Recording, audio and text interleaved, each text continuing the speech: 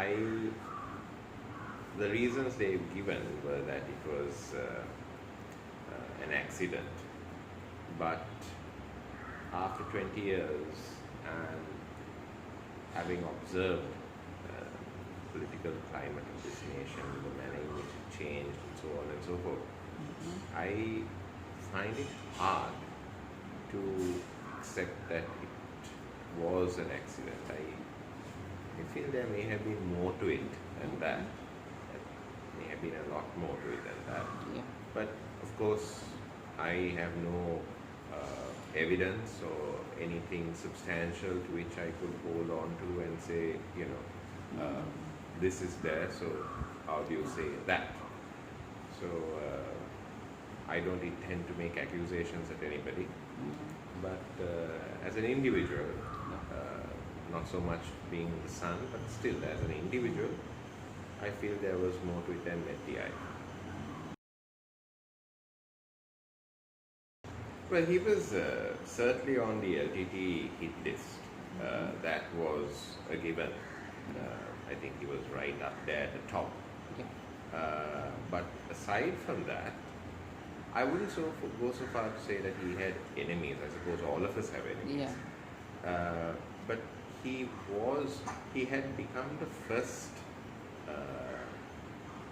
ethnic politician to embrace national politics, I believe. Yeah. And the manner in which his political journey was taking, the speed at which his national journey in politics was taking off, he appeared to be garnering a significant degree of support from the populace. And I suppose that may have been a threat to others, whomever they may have been, because let's face it, he was a very charismatic individual. He was capable of communicating in all three languages. He had a versatile, I beg your pardon, he had his versatility not just in politics but also his knowledge of the law, being a president's counsel, was significant. So it was, from a branding sense, it was a very appealing package to look up to and to even accept as a leader. So this could have ruffled feathers, but again, who's to say without evidence in hand?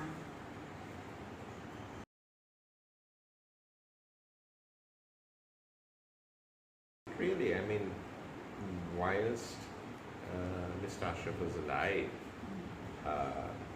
there was always a firm hand that guided the direction of the party and the actions of the party per se. Yes, there was always, I wouldn't say, okay, I understand what you mean when you say friction within the community. There were those who didn't quite agree with the stand that the Muslim Congress took.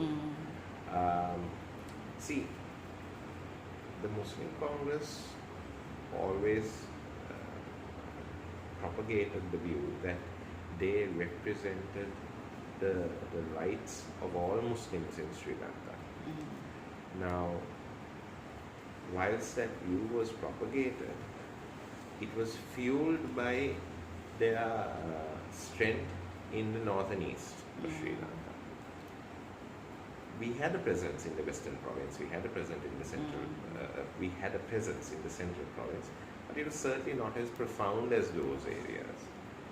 And I think that to some extent upset the thinking in, say, the western provinces and so on. Look, we have no problem here. Why do you want to impede on us with these radical political views per se? And the response at the time, I recall, was that you don't have a problem now, but there's going to come a time where you will have a problem. And at that time, You will need this entity. Well, we never thought it would happen 40 years later, but it did. We didn't have terrorism, but we did find ourselves in a state where we face extremism, something that has become, unfortunately, the extremism and the racism has become part and parcel of society today, which is tragic. Because if you think about it, 40 years ago we had a war, but we never had racism, and we never had extremism, at least not to the extent we see today. So the problem did finally reach here, because it was predicted. So it's a case of being able to put yourself in the shoes of another who is facing an issue, and trying to be, and being able to empathize, being able to see if you can truly understand what the person is going through. And I think it's something we'd all do well to be able to practice, not as Muslims to Muslims, but even as Sri Lankans. Because if somebody from the majority community or any other community is going through something, I mean, I'm also a Sri Lankan, I also have a family, I should be able to at least make some attempt to understand that individual's pain, what that individual is going through. And the very carefree, callous attitude of that's not my problem, I don't need to think about it. I think it's we've gone beyond that stage, and none of us want to see hostilities in this country again. So in order for that to happen, there is an active effort and a responsibility on all our parts to ensure, by at least being considerate and tolerant and understanding, that we do not allow room for such events to occur, and that we make an active effort to understand one another.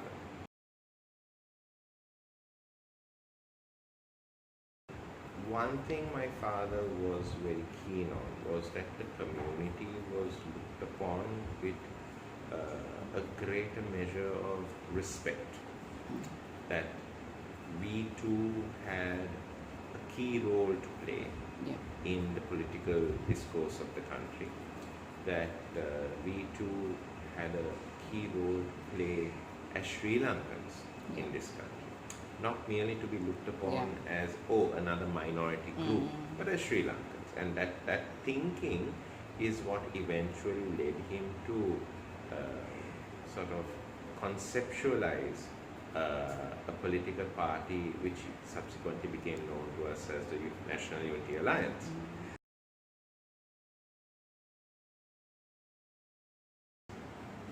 It's, I would say, a challenge would be an understatement.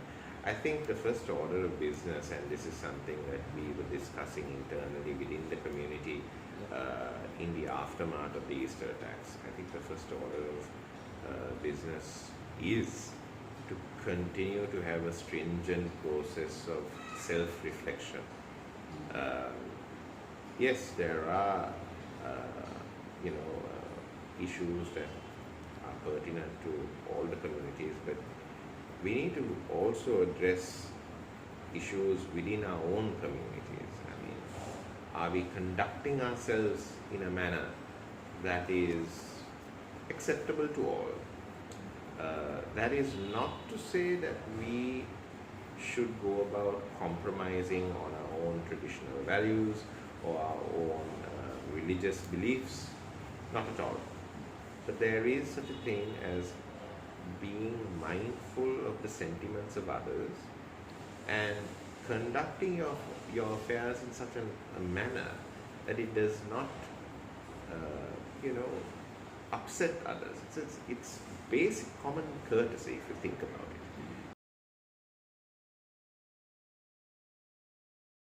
it. It's a very delicate balance. That being said, see, I think we also need to know when to pick our battles, and we should be able to, at least I would imagine that we should be able to take each battle one at a time, as opposed to trying to win the whole, I do not wish to use the word, but win the whole proverbial war at one full sweep, one fell sweep. Yes, there are insecurities all around. Okay.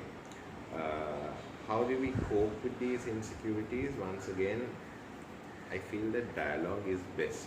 But you can't have dialogue fueled by intimidation. You can't have this overbearing, I have greater rights than you attitude, right? If you want to win the confidence of another, you have to be able to first instill a significant degree of confidence in the other individual that this is a level playing field. Your rights are as equal to mine. Mine are as equal to yours. I hold no exclusive privileges that you are not allowed to indulge in, right? So let's talk as human beings, one to one, right? Now, is this achievable? I believe it is. How do we go about it? I think the instruction has to come down from the political leaderships in this country. They have to set an example, whomsoever that leadership may be. They have to set an example for the rank and file to follow. It's not something we're seeing every day. I can't recall the last time I've seen it. But I think it would be tragic if we allowed the country to continue in this manner, because it's ironic that there are regional powers that see the potential of Sri Lanka and are capable of understanding how far Sri Lanka can grow and prosper. But we ourselves as Sri Lankans don't appear to be able to recognize this. And if we take a more active effort to recognize the potential within ourselves, potential that lies not in isolation, but through integration and cooperation with each other, fellow Sri Lankans, I think there is a boundless future for us. And it's something we should start building on right now.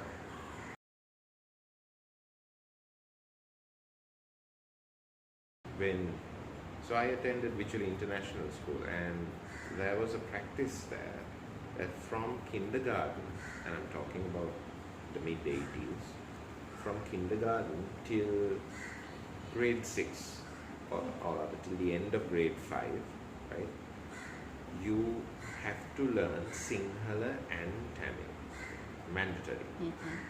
Okay. The moment you go to grade 6, in addition to your choice of foreign language, you get to pick one or the other.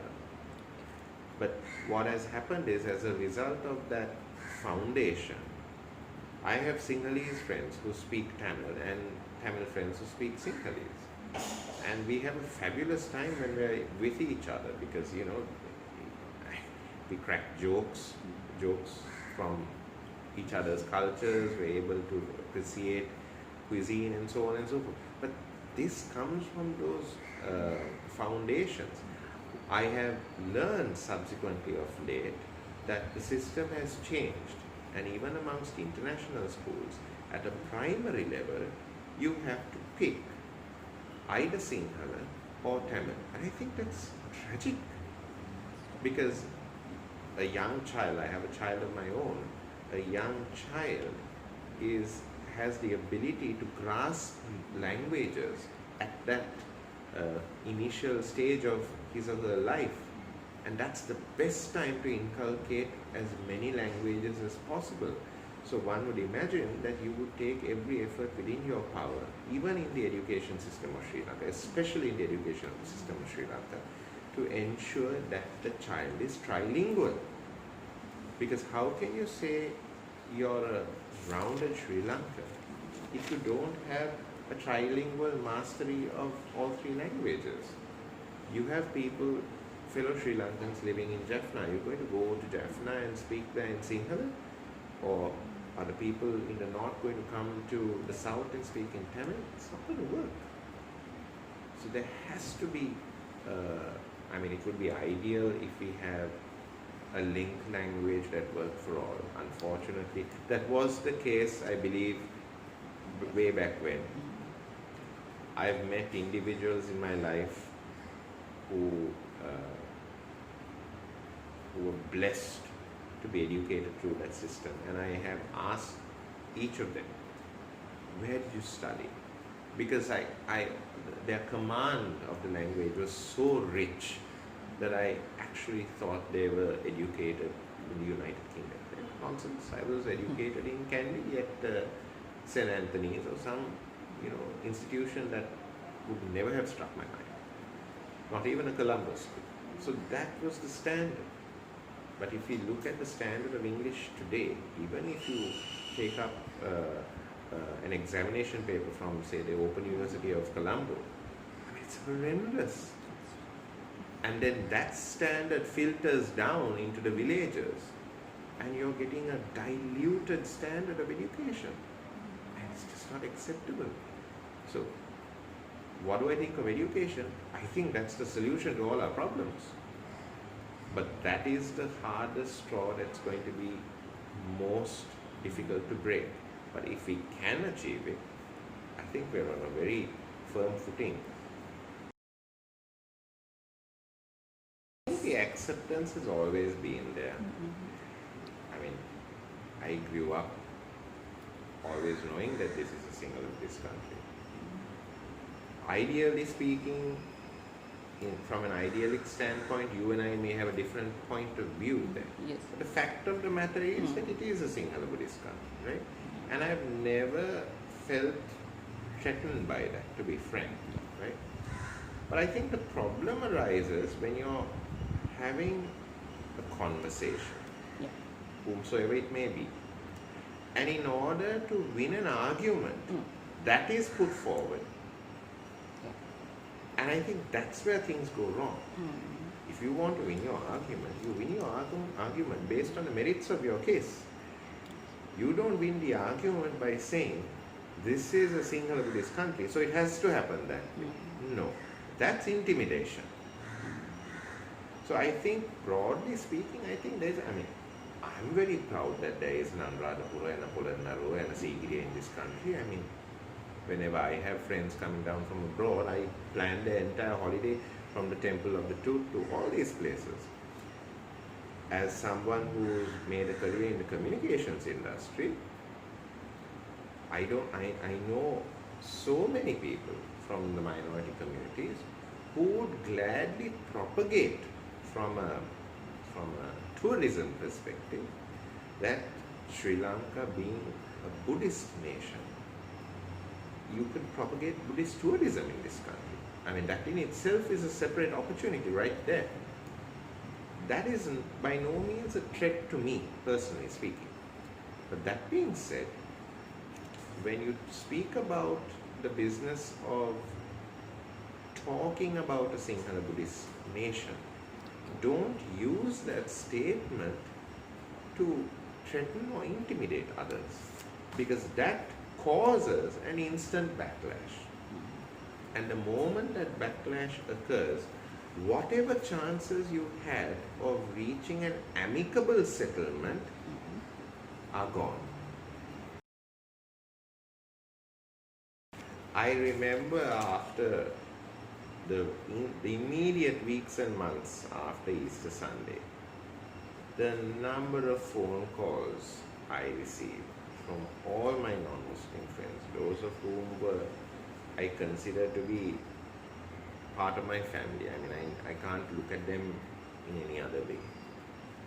Asking me, Machan, do you guys really feel this way? Is this what you guys really want?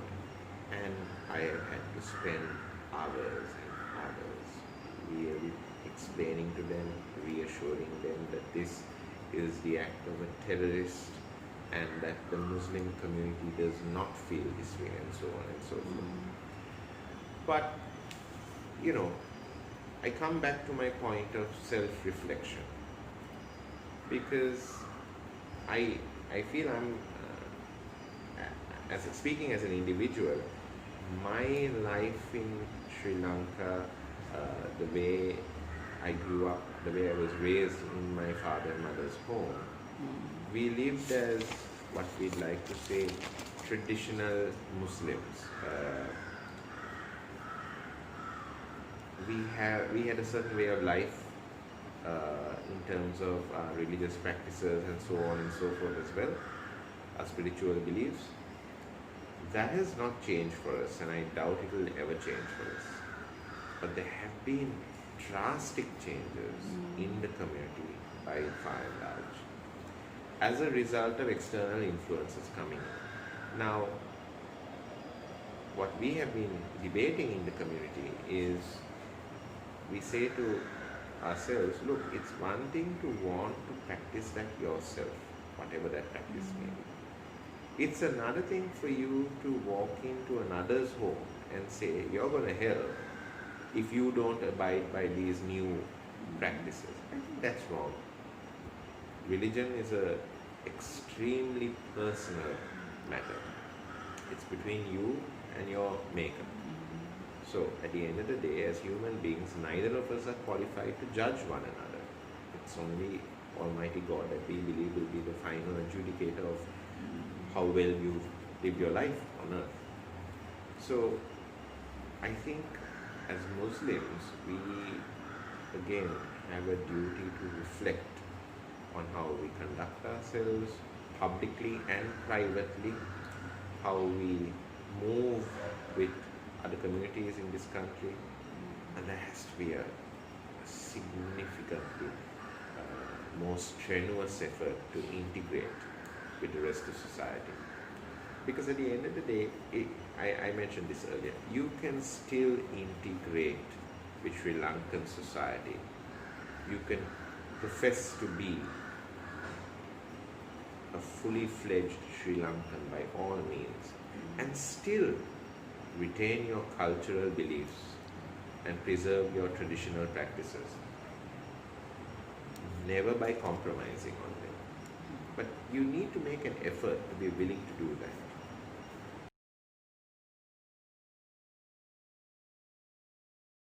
Let's be frank, as Sri Lankans, when's the last time we were inspired by a politician? When I say inspired, I don't mean we look at a politician's personal victory at an election or at a vote in parliament or at a legal case or whatever, no. But whomsoever it may be, when is the last time we looked at a politician, not as a politician, but perhaps as a statesman who represented the nation with such dignity, with such poise, with such finesse? When's the last time we looked at that individual and said, I'm so proud that that person is a Sri Lankan? I think Lakshman Kadalgama was the last. Mr. Kadalgama, I think, was beloved by all Sri Lankans. So, when are we going to get another Lakshman Kadalgama? That's what we need to aspire to. And if you want, I'll never forget a statement Mr. Kadalgama made in the House, I think a few years before he passed, where he said, I am first a Sri Lankan and second a Tamil, if I remember the quote accurately. That's the attitude. It's the same for me. I'm first and foremost, I'm a Sri Lankan by birth. My religion comes in after my birth, but I'm born into this nation as a Sri Lankan. When are we going to have a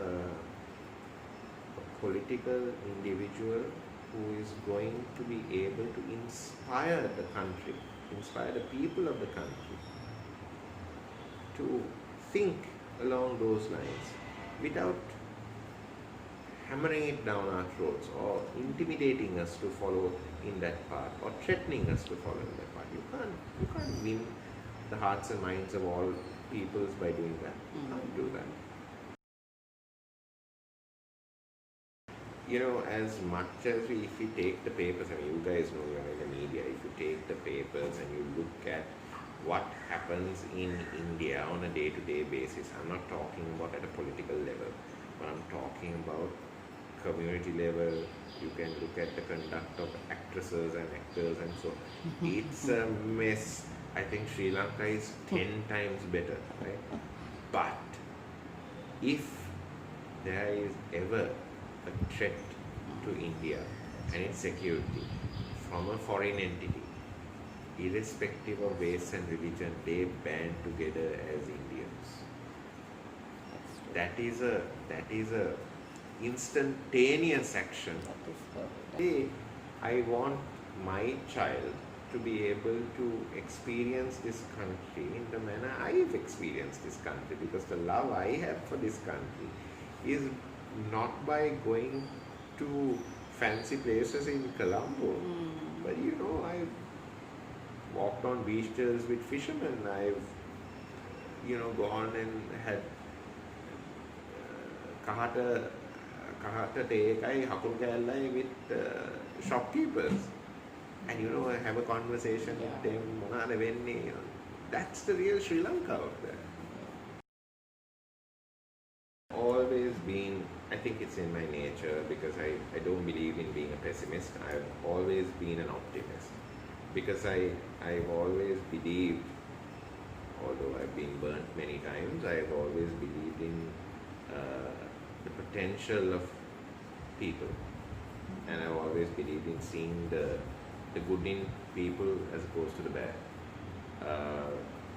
You can't stop believing, you can't, because at the end of the day, if the cream of what we have as talent in every discipline, if everyone decides to bail out, this country is never going to go forward, right?